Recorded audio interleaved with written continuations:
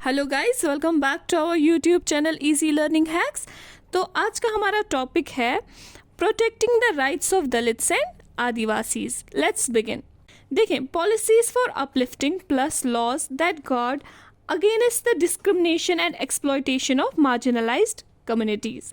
देखें, पॉलिसीज़ तो हमने देखा कि जैसे गवर्नमेंट ने पॉलिसीज़ लाई है मार्जिनलाइज्ड कम्युनिटीज़ के अपलिफ्टमेंट के लिए, वो तो हमने देखा कि पॉलिसीज़ बनाई कैसे जाती हैं और कैसे उनसे मार्जिनलाइज्ड कम्युनिटीज़ अपलिफ्ट हो रही हैं। लेकिन अब तो गवर्नमेंट ने रिजर्वेशन वगैरह लाया मार्जिनलाइज्ड कम्युनिटीज़ के अपलिफ्टमेंट के लिए, लेकिन साथ ही साथ क्या है, उनका एक्सप्लॉयटेशन ना हो। मार्जिनलाइज्ड कम्युनिटीज़ जो है उनका एक्सप्लॉयटेशन ना हो, उनको कोई डिस्क्रिमिनेट ना करे, उनका डिस्क्रिमिनेशन ना किया जाए। इसके लिए क्या है, उसके लिए भी तो हमें लॉज कुछ चाहिए होंगे ना। अब तो मेन स्ट्रीम सोसाइटी में मान लीजिए आ गए, लेकिन यहाँ पे उन्हें कोई एक्सप्लॉयट ना करे, यहाँ पे उन्हें डिस्क्रिमिनेट ना किया जाए, उसके लिए हमें लॉज चाहिए रहेंगे। इसी चीज़ को समझने के लिए अब हम ये स्टोरी पढ़ेंगे यहाँ, जो रियल लाइफ से अडॉप्ट की हुई है, जो हमें दिखाती है स्टोरी ऑफ जगमलगुर।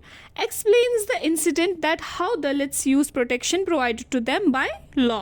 ठीक है, तो इससे हम समझेंगे इस स्टोरी से कि दलित्स कैसे प्रोटेक्शन को यूज़ कर सकते हैं जो लॉज उन्हें प्रोवाइड कर रही है या करती है। ठीक है, स्टोरी एक विलेज जगमलगुर की है, जहाँ अपर कास्ट लोअर कास्ट के लोग दोनों साथ रहते हैं, मतलब एक विलेज में वो भी रहते हैं वो भी रहते हैं। ठीक है, और इस स्टोरी का जो मेन कैरेक्टर है वो है रत्नाम, जो एक अनटचेबल कम्युनिटी यानी दलित कम्युनिटी को बिलोंग करता है। अब रत्नाम के गांव में एक बड़ा फेस्टिवल होता है जो वो हर 5 साल में सेलिब्रेट करते हैं, जिसमें वो अपने गॉड गॉडेसेस की पूजा करते हैं, और इसके लिए वो अपने इसके लिए वो अपने जो 20 नेबरिंग विलेजेस हैं उनके वहाँ के प्रीस्ट्स को दावत देते हैं। ठीक, इस सेरेमनी की जो शुरुआत है उसमें प्रीस्ट्स के पैर धोए जाते थे दलित कम्युनिटी के मेंबर्स से, और उसी पानी से उन दलित मेंबर्स को, जो दलित कम्युनिटी के मेंबर्स थे, उनको नहाना पड़ता था।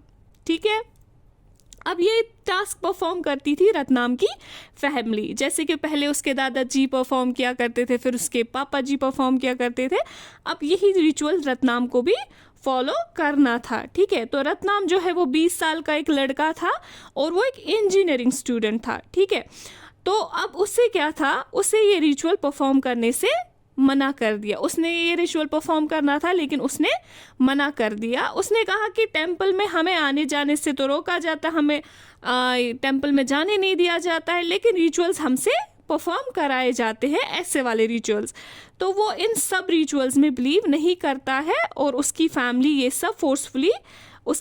को भी ये सब फोर्सफुली करवाया जाता था, क्योंकि वो एक दलित कम्युनिटी से बिलोंग करते थे, वो एक दलित थे, इसलिए ये सब उन्हें करवाया जाता था।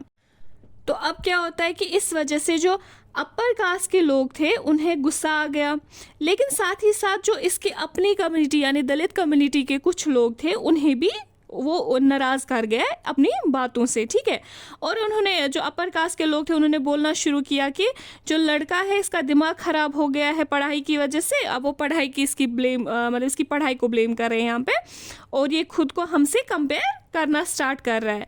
अब जो रत्नाम के अपने कास्ट के लोग थे वो डरे हुए थे, क्योंकि वो लोग क्या करते थे, वो लोग बेचारे अपर कास्ट के फील्ड्स पे डेली वेज लेबरर्स की तरह काम किया करते थे।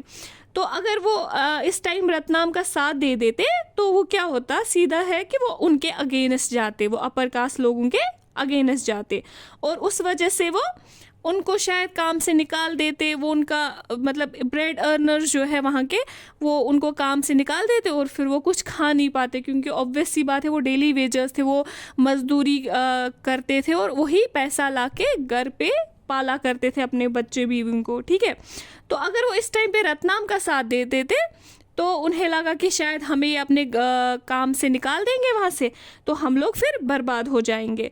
तो इस वजह से वो चुप रहते हैं और रत्नाम को समझाने लगते हैं कि जो गॉड गॉडेसेस हैं वो आपसे नाराज़ हो जाएंगे, आप ये रिचुअल परफॉर्म करें तो अब जो पावरफुल कास्ट के लोग होते हैं उन्हें रत्नाम को सबक सिखाना होता है। तो वो सोचते हैं कि अब हम रत्नाम को एक बहुत ही अच्छा सबक सिखाएंगे, और उसकी कम्युनिटी के लोगों को ऑर्डर करते हैं कि रत्नाम और उसकी फैमिली को एक्सक्लूड यानी कि सोशली बाइकआउट कर दो, कोई भी इनसे बात नहीं करेगा, कोई इनके साथ काम नहीं करेगा। और अब क्या होता है कि सब उनको एक्सक्लूड करते हैं। ठीक, यहाँ तक तो चलो ठीक था। उसके बाद क्या होता है कि कुछ टाइम के बाद रत्नाम के विलेज में कुछ लोग आते हैं और एक रात को वो उनके जो रत्नाम का घर होता है, रत्नाम की जो हट होती है, उसमें आग लगा के चले जाते हैं। ठीक, लकीली वो मैनेज करते हैं वहाँ से बाहर आ जाना, वो बाहर निकलते हैं वहाँ से अपनी माँ को लेके ठीक से। ठीक है, अब इसके बाद क्या होता है, रत्नाम जाता है पुलिस स्टेशन और वहाँ केस फाइल करता है। किस एक्ट के अंडर वो केस फाइल करता है? Schedule caste and schedule tribe prevention of atrocity act 1989। ठीक है, इस एक्ट के अंडर वो अपना केस फाइल कर लेता है। यहाँ तक क्लियर है? अब इतना सब कुछ हो गया, लेकिन इतना सब कुछ होने के बाद भी जो बाकी दलित कम्युनिटी के लोग थे वो आगे ही नहीं आए। ठीक है, तो रत्नाम के सपोर्ट में कोई आगे नहीं आया, क्योंकि वो सब डरे हुए थे कि जो रत्नाम के साथ हाल हुआ कहीं वो उनके साथ भी ना हो। ठीक, इस वजह से वो लोग भी पीछे हट गए। अब क्या होता है कि इस न्यूज़ को आग पकड़ लेती है और यहाँ ये न्यूज़ फैलने लग जाती है और सारे जर्नलिस्ट इस विलेज में आने लगे। अब ये जो है कि इस वजह से क्या हो गया कि इस रिचुअल को ख़त्म किया गया, क्योंकि ये न्यूज़ मीडिया में फैल गई आगे, फिर गवर्नमेंट का इंटरवेंशन हो गया, तो ये रिचुअल तो इसी के साथ ख़त्म किया गया। और रत्नाम की फैमिली जो है, लेकिन उनको फोर्स किया गया कि वो विलेज छोड़ दे। क्या हो गया कि वो सोसाइटल प्रेशर के अंडर आए। अब उनको 24/7 प्रोटेक्शन तो नहीं मिला कि अब वो पूरी लाइफ के लिए वो प्रोटेक्टेड रहते, उनके साथ पुलिस रहती या कोई रहते तो तब जाके वो सेफ रख सकते थे। तो उस वजह से फिर सोसाइटी में वो ठीक से रह नहीं पाए, उनके खतरा मंडराता रहा और फाइनली उन्होंने विलेज छोड़ दिया। ठीक है, देखिए, Ratnam filing a case under the scheduled caste and scheduled tribes prevention of atrocity act 1989।